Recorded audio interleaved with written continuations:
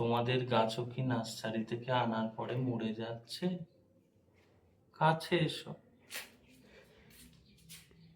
আজকে তোমাদের বলবো বন্ধুরা, যে নার্সারি থেকে তোমরা গাছ কিনে নিয়ে আসছো, গাছটা আনার পরে কি ভুল করছো যার কারণে তোমাদের গাছ বাড়ছে না, মরে যাচ্ছে, ঝিমিয়ে পড়ছে, পাতা নুয়ে যাচ্ছে, প্রবলেম চলে আসছে।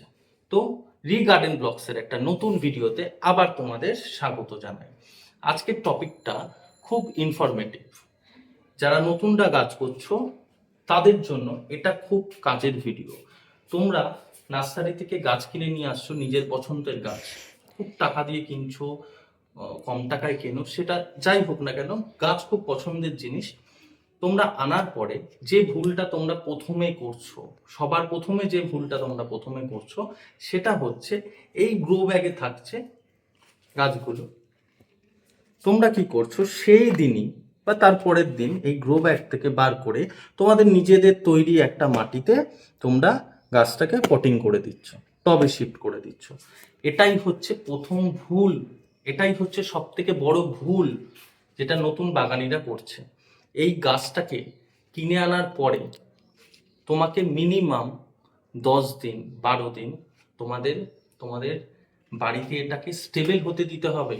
ও যে শকটা পাচ্ছে, একটা হিউজ চেঞ্জেস, নার্সারিতে অনেকগুলো গাছের মধ্যে থাকা তার একটা হিউমিডিটি, তার আবহাওয়া যেটা থাকে, সেখান থেকে তোমার বাড়িতে আনার পরেই ও যে স্ট্রেসটা পাচ্ছে, ওকে স্টেবল হতে দিচ্ছ না তোমরা।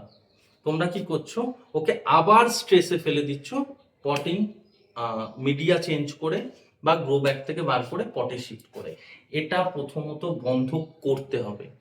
যদি তোমরা এটা বন্ধ না করো, তাহলে তোমাদের গাছ কিন্তু লং টাইমের জন্য থাকবে না। তোমাদের কি করতে হবে, 10-12 দিন 15 দিন হলে আরো ভালো হয়, তোমাদের বাড়ির উঠোনে যেখানেই হোক না কেন একটু সেমি শেড এরিয়াতে তোমাকে গাছটাকে এই অবস্থাতেই রেখে দিতে হবে। শুধুমাত্র কোনো খাবার না, কোনো অন্য কিছু তোমরা দেবে না এর মধ্যে, যে সর্ষের খোল পচা, তরকারির খোল পচা, যাই দিচ্ছ কেন তোমরা, সেগুলো দেয়া যাবে না। তোমাদের কি করতে হবে, শুধুমাত্র এই কটা দিন আনার পরে তোমাদের জল দিতে হবে, শুধু গাছটাকে জল দিতে হবে। আর লাস্ট যখন তোমরা পটিং তোমরা করবে ভাবছো, তার 2 দিন আগে একটু ফাঙ্গিসাইড দিয়ে নেবে। অল্প পরিমাণ সাব ইউজ করতে পারো, অ্যান্টাবল ইউজ করতে পারো, খুব লাইটলি ওটাকে একটুখানি স্প্রে করে দিতে হবে। তারপরে তোমরা প্রথম যে মাটিটা তৈরি করছো, এটা দ্বিতীয় ভুল, তোমরা যে মাটিটা একদম এই মাটি থেকে বার করে তোমাদের পটিং মিডিয়াতে শিফট করে দিচ্ছ। তোমরা যে পটে চাইছো, মিডিয়া চাইছো, সেই মিডিয়ায় শিফট করছো, এটা করো না। এই মাটিটা অল্প পরিমাণ হলেও সেই টবটার মধ্যে তোমরা দেবে। যে মাটিতে রয়েছে হঠাৎ করে তোমরা হালকা কোনো মিডিয়া যেখানে সয়েললেস রয়েছে সেখানে শিফট করে দিলে, এটা প্লিজ করো না। তোমাদের গাছ কিন্তু বাঁচবে না। অল্প পরিমাণ এই মাটিটা তোমরা ইউজ করবে, তাতেও ইউজ টু হয়ে যাবে। এই দুটো জিনিস ফলো করে দেখো, তোমাদের গাছও খুব ভালো থাকবে, খুব ঝোপালো হবে। যাই হোক, দেখো এই গাছটা আমি কিনে এনেছিলাম প্রায় 15-20 দিন হয়ে গেছে, এইভাবেই পড়ে রয়েছে বাড়িতে, এখনো এটা পটিং করিনি, পটিং করব। আজকে এই সব নিয়ে কথা বলবো না। আশা করি তোমাদের টিপসটা ভালো লাগবে, খুব কাজের মনে হবে।